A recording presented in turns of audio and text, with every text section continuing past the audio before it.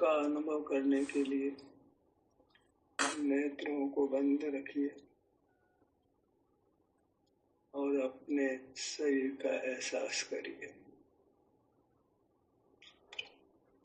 इतने मात्र से आप सब दुखों से निवृत्त होकर अविनाशी उत्तम सुख को प्राप्त करेंगे।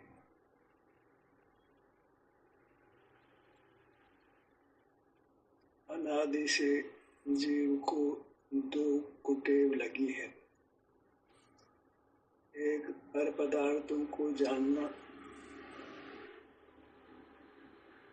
दूसरा परमात्मा को अपने शरीर में नहीं देखकर, नहीं अनुभव कर, बाहर इंद्रिय गोचर देखना। इन दो कुटेव के कारण जीव अनादि से संसार में परिभ्रमण कर रहा है। स्वच्छंदता से पर पदार्थों को जानता है, उसको अच्छा मानता है, स्वभाव मानता है, स्वाधीन मानता है, सुख का कारण मानता है। दूसरा परमात्मा को अपने शरीर में महसूस नहीं करके बाहर मंदिरों में, तीर्थों में देखता है, उसकी इंद्रिय गोचर प्रतिमा बनाता है, उसकी आराधना करता है। जहाँ बाहर परमात्मा माना गया फिर भीतर परमात्मा मानने में नहीं आता है। पर को परमात्मा मान लेता है तो स्व को परमात्मा मानने में नहीं आता है, क्योंकि स्व पर का विलोम है। निर्णय तो ये करना है कि परमात्मा भीतर है, बाहर नहीं है, और हमने ठीक इसके विपरीत निर्णय किया, परमात्मा बाहर है, भीतर तो हाड़ मांस है।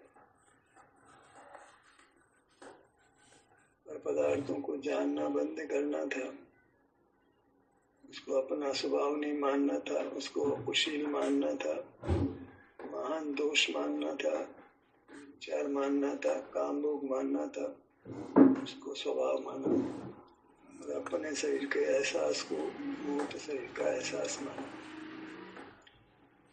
इस प्रकार सर्वत्र ही ये जीव विपरीत श्रद्धान से जीताया है। विपरीत श्रद्धान ज्ञान के बल पर मोक्ष मार्ग नहीं होता है। मिथ्या ज्ञान से मोक्ष मार्ग नहीं होता है। अनादि से इसको इस प्रकार का मिथ्या ज्ञान है, इसको कुमति ज्ञान, कुश्रुत ज्ञान कहते हैं। एक दिन का अपराध नहीं है, अनादि का अपराध है। धर्म मार्ग में आता है तो भी अपने को श्रद्धेय नहीं मानता है, अपनी मूर्त को पूज्य नहीं मानता है, आराध्य नहीं मानता है, संवेद्य नहीं मानता है, अपनी मूर्त को आनंददाता नहीं मानता है। बाहर ही कोई परमात्मा है जो आनंददाता है, उसी से आनंद की आशा लगाता है, ऐसे बहिर्मुख बना रहता है। भौतिक पदार्थों से आनंद मानता है, परमात्मा से आनंद मानता है, अपने शरीर के एहसास को उद्गल का, जड़ का एहसास मानता है। इस प्रकार अपने शरीर किसके संवेदन रूप नहीं होता, बाह्य पदार्थों के जानने में ही रहता है, और बाहरी परमात्मा की आराधना पूजा करता है। अनेक प्रकार से परमात्मा के स्वरूप का निर्धार करके बाहरी परमात्मा की आराधना पूजा में धर्म के नाम पर प्रयत्न करता है, और उसमें धर्म बिल्कुल नहीं होता है। धर्म आपका आप अनुभव करना है, इससे अधिक धर्म का स्वरूप नहीं है। और आप आपके अनुभव में आता भी है, तथापि इंद्रियों की बलवत्ता रहती है, जिससे अधिकांश समय मूल पदार्थों के जानने में व्यतीत होता है। शरीर में सुख दुख का संवेदन तो होता है, पर वह मूल शरीर में मानता है। संवेदन अपने स्वभाव का वर्णन है, उसी संवेदन से जीव दुखों से मुक्त होकर पूर्ण सुख को प्राप्त करेगा, ऐसा निर्धार वह नहीं करता, और कुछ करना ही नहीं सुखी होने के लिए। इतना ही करना है कि उसको अपने शरीर का एहसास करना है। मन शरीर में जो भी स्वास्थ्य की स्थिति है वह प्रत्यक्ष अनुभव में आती है, स्वाधीनता से अनुभव में आती है, स्वावलंबन से अनुभव में आती है। इसलिए वह स्वाधीन अनुभव करके ही वह स्वाधीन होता है, परमात्मा होता है। इसके लिए उसे किसी भाई देवसात्म का आश्रय करने की किंचित भी आवश्यकता नहीं होती। स्वयं को स्वयं में अच्छा लगता है पर उस अच्छे को पहचान नहीं पाता है और किसी भिन्न सुख के लिए बाहर प्रयत्नशील रहता है, जो ज्ञान के साथ होती है। मूल पदार्थों के जानने के साथ जो सीख सुख उत्पन्न होता है, विवाह सुख उत्पन्न होता है, उसी को यथार्थ सुख मानकर उसी से संतोष करने का प्रयास करता है, लेकिन वह तो दुख रूप से फलता है, अस्थायी होता है, आकुलता सहित होता है और उसका परिणाम अत्यंत खतरनाक होता है।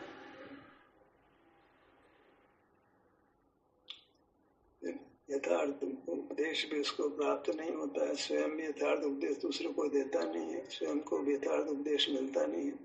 इस प्रकार मिथ्या ज्ञान की परंपरा चलती रहती है।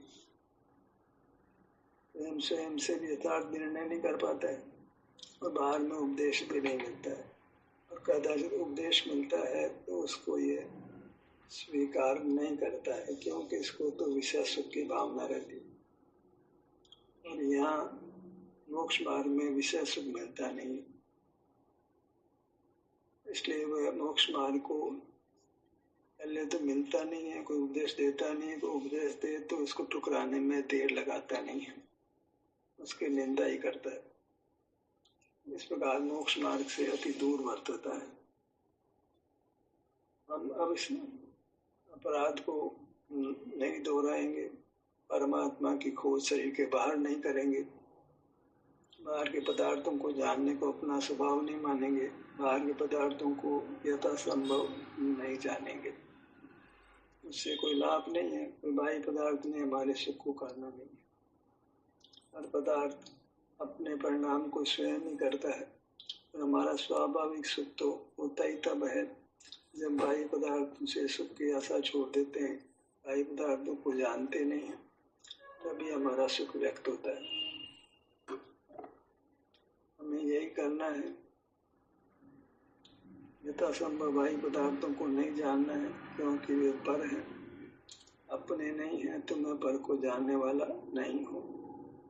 वह अपराधिक वृत्ति है, ऐसा मुझे नहीं करनी है। और बाहर में तो कोई परमात्मा दिखने वाला नहीं है, क्योंकि परमात्मा अमूर्त होते हैं। हमने वृथा ही उनके मूर्त रूप की कल्पना की है।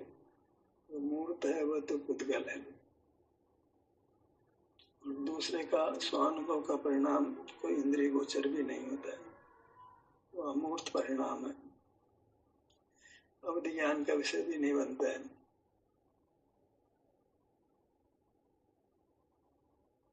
उसका इशारा उपदेश में मिलता है, उस इशारे में ही हमको समझना पड़ता है, और वह इशारा भी तभी कारगर होता है जब हम बाह्य जगत से मुंह मोड़कर अपने में उपस्थित होते हैं, अपने अमूर्त शरीर को पहचानते हैं, उसका संवेदन करते हैं, उसी के संवेदन में अपना समय व्यतीत करने का प्रयत्न करते हैं।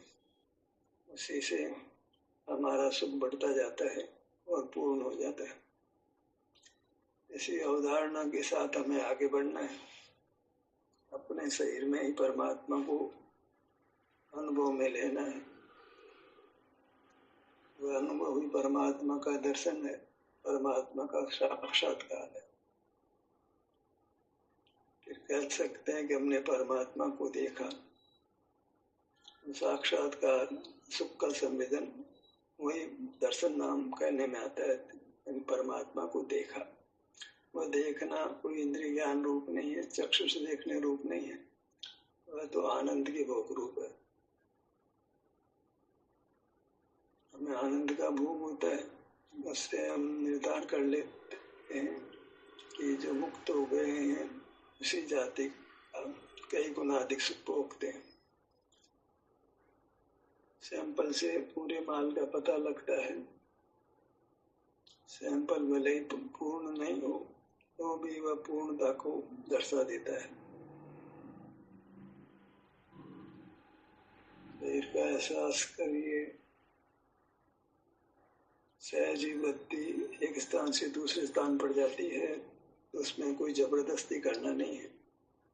सहज का कार्य है, वृत्ति जहाँ जाती है जाने दीजिए, अपने भीतर बस बहिर्मुखता को रोकना है। यहाँ कोई ताकत का काम नहीं करना है, ये ताकत का काम है भी नहीं, तो एक भावनात्मक कार्य है। हमको सुख की भावना होती है तो हम सुख पाने के लिए प्रयत्न करते हैं, सुख की चाह होती है और हम अपने भीतर सुख पाते हैं तो फिर भीतर ही रहने का प्रयत्न सहज होने लगता है।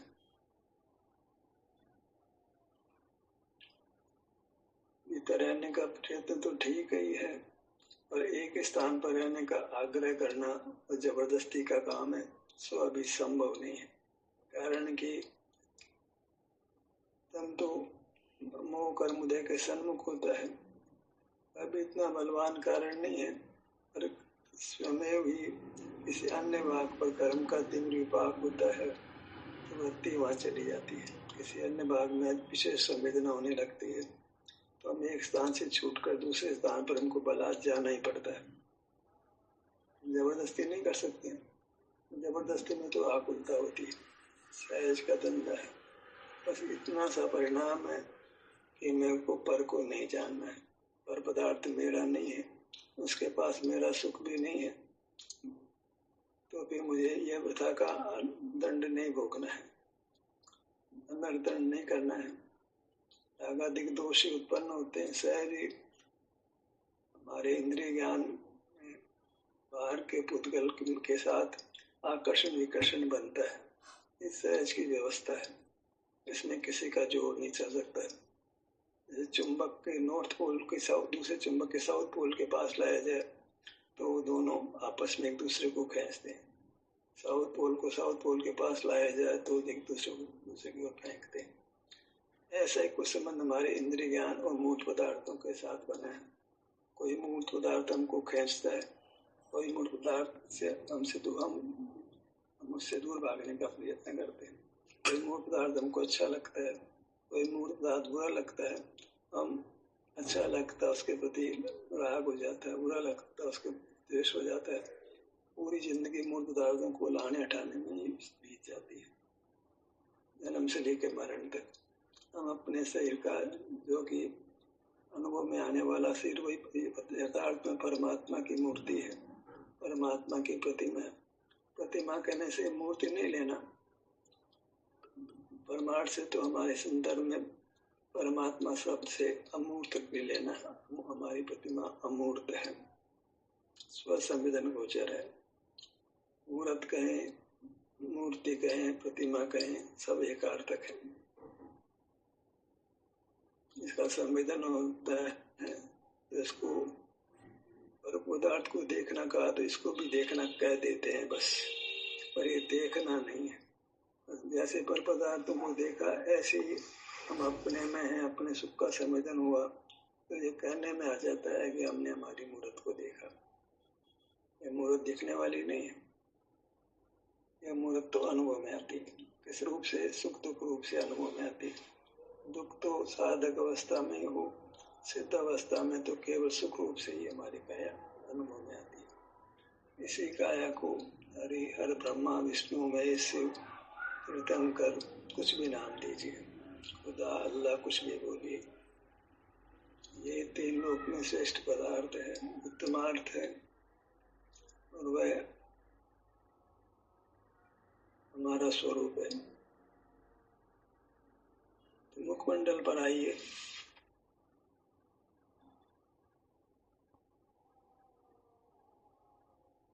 इस प्रकार जब अपने ध्यान को अपने किसी भाग पर लाते हैं तो इसको देव दर्शन मानना है। देव का दर्शन, परमात्मा का दर्शन, परमात्मा का साक्षात्कार, परमात्मा का अनुभव, परमात्मा के सुख का भोग।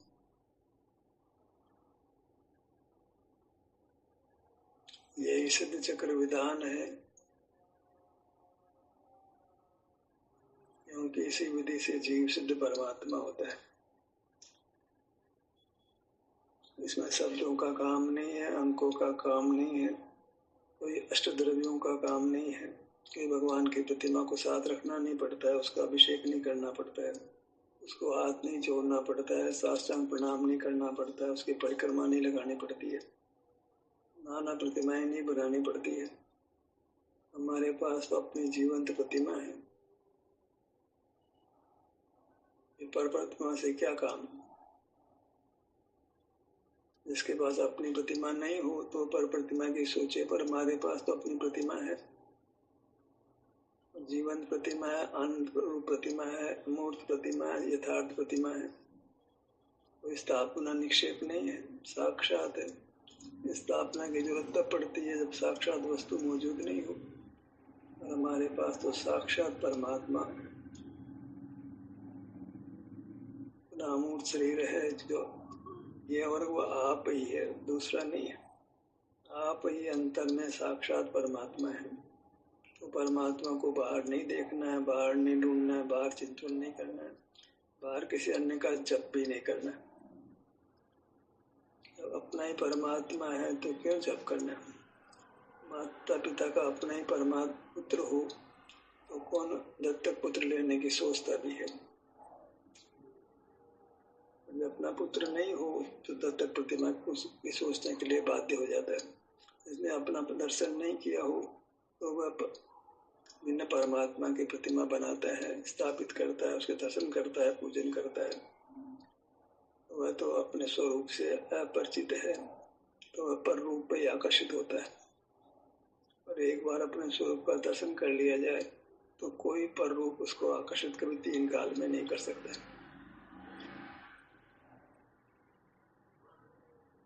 हमारा स्वरूप है ही ऐसा, जहाँ उसका ग्रहण होने पर, उसका साक्षात्कार करने पर फिर आंखें खुलती नहीं है। और अपराध वश पूर्व के संस्कार वश आंखें खुलते भी हो तो अच्छी नहीं लगती है, प्रसन्नता नहीं होती है, खेद ही बढ़ता है, प्रायश्चित ही होता है।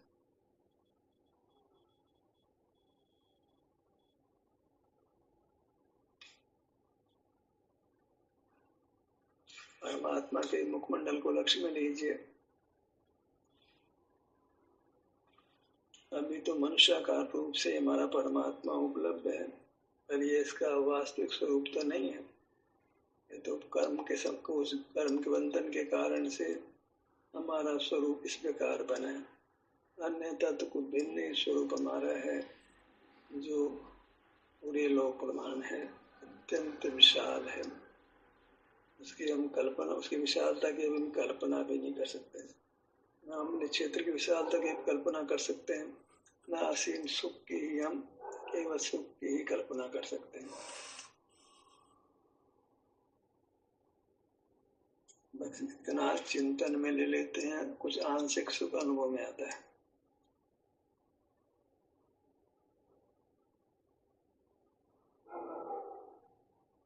ललाट के भाग पर आइए।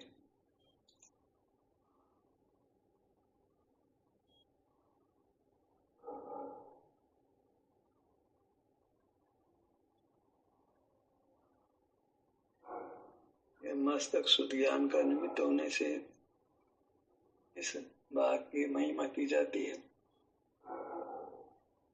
क्योंकि बिना शुद्ध ज्ञान के भी आगे नहीं बढ़ सकते, कुशुद्ध ज्ञान से आगे नहीं बढ़ सकते।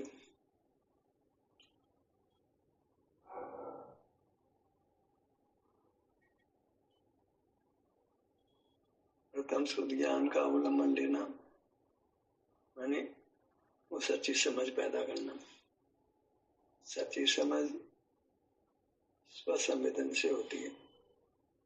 तो प्रथम क्या करना? स्वसंवेदन करना। फिर समझ पैदा होती है, फिर समझ को भी छोड़ देना, समझ को भी मर्यादा में ले लेना और अपने अनुभव रूप ही रहना। अब समझ को मर्यादा में लेना कठिन लगता है कि सबको बताया जाए। सबको बताने में तो आयु पूरी हो जाएगी और काम भी नहीं कर पाएगा, तो परमात्मा पद नहीं पा सकेगा।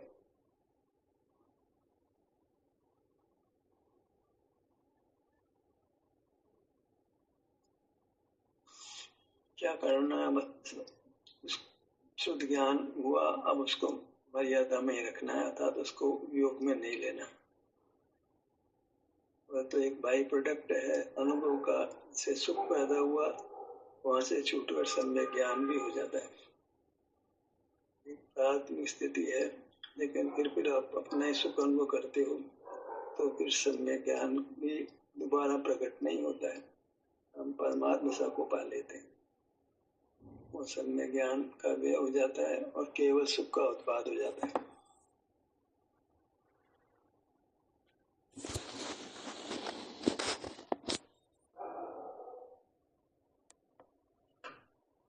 नेत्रों का भाग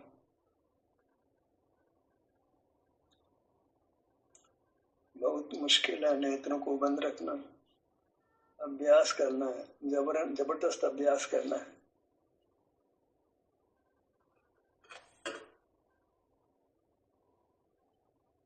ये छोटी मोटी आदत छोड़ने जैसा नहीं है, ये तो कुटेव है जो अनादि की है। इंद्रियों के साथ पहचाना, इंद्रियों के साथ ज्ञान करना।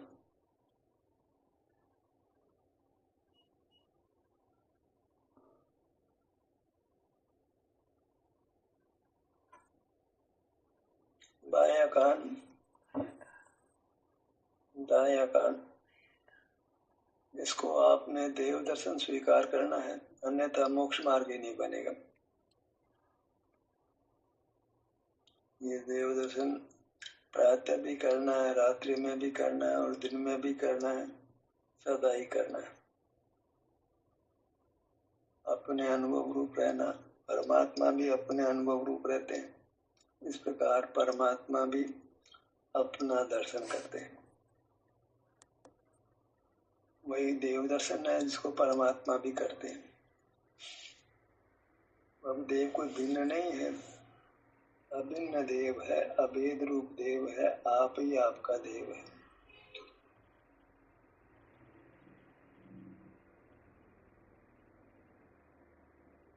जितना जल्दी भिन्न आराधना छोड़ दें उतना ही जल्दी हम परमात्मा पद को पा सकेंगे।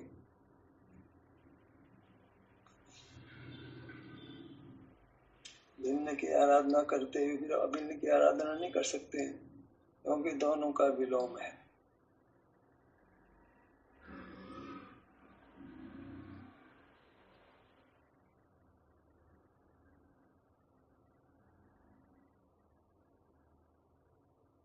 भिन्न का ग्रहण करने पर अभिन्न का ग्रहण नहीं किया जा सकता है। भिन्न से तो हमें को दूर रहना है, विमुख रहना है। भिन्न को तो जीतना है, हमें इसको उपयोग में नहीं लेना।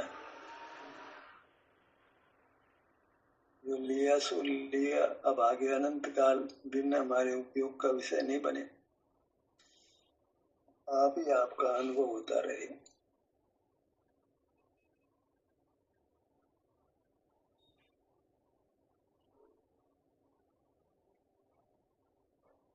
ओटों के भाग पर आइए।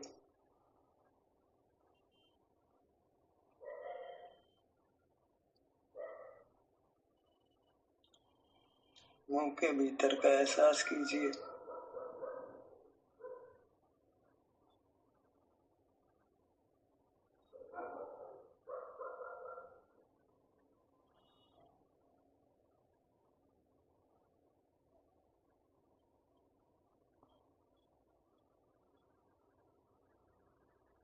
मुख के भीतर रहने का अपूर्व लाभ है। इससे केवल पाचन ही नहीं सुधरता है, हम संपूर्ण स्वास्थ्य लाभ कर सकते हैं।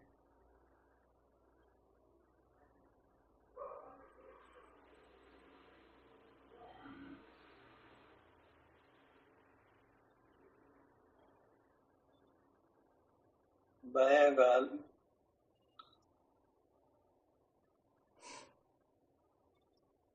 दायां गाल,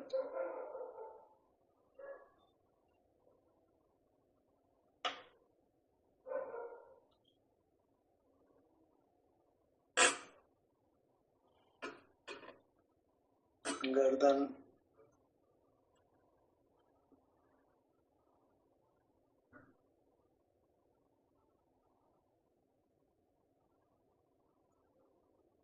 विशाल धड़भाग,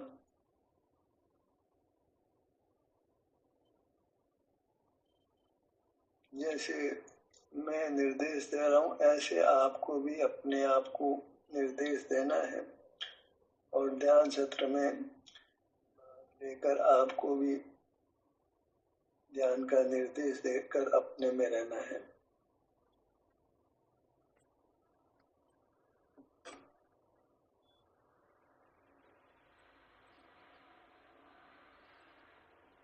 पेट का भाग,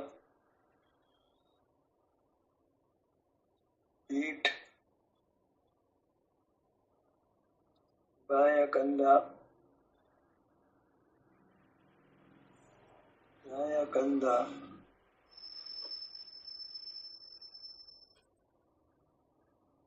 इसका अभ्यास करेंगे तो अल्पकाल में आपको अपूर्व लाभ प्राप्त होगा। अनेक दोषों से आप मुक्त होंगे और शीघ्र ही पूर्ण निर्दोष दशा को प्राप्त करेंगे, सिद्ध दशा को प्राप्त करेंगे।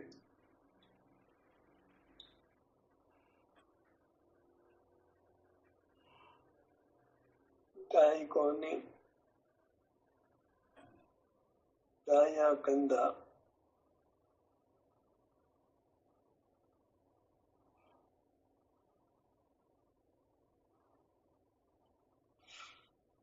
बाई भुजा पर आइए,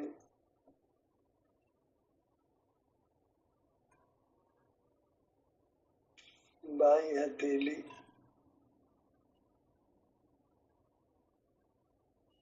अंगों का जप माने परमात्मा के विभिन्न नामों का जप।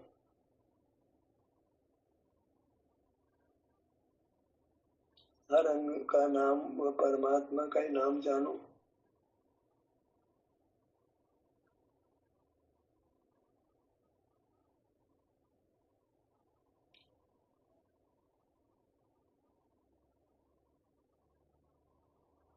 दायां पैर,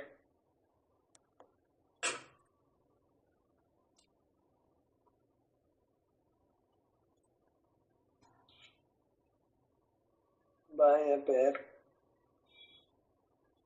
दाई पगतली, बाई पगतली,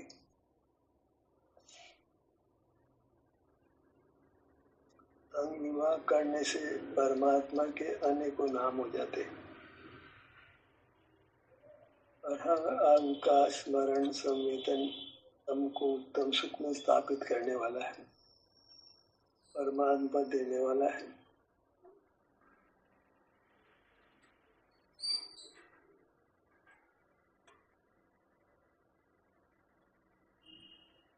इस प्रकार हमें अपने में रहना है, बाहर रहने से बचना है। परमात्मा दर्शन भी अपनी मूर्ति का दर्शन करते हुए करना है। अपनी मूर्ति का दर्शन, अपनी मूर्त का दर्शन वही यथार्थ परमात्मा दर्शन है और इसमें हमको सुख का अनुभव भी होता है, दुखों से निवृत्त होते हैं और अल्पकाल में परमात्मा बनते हैं।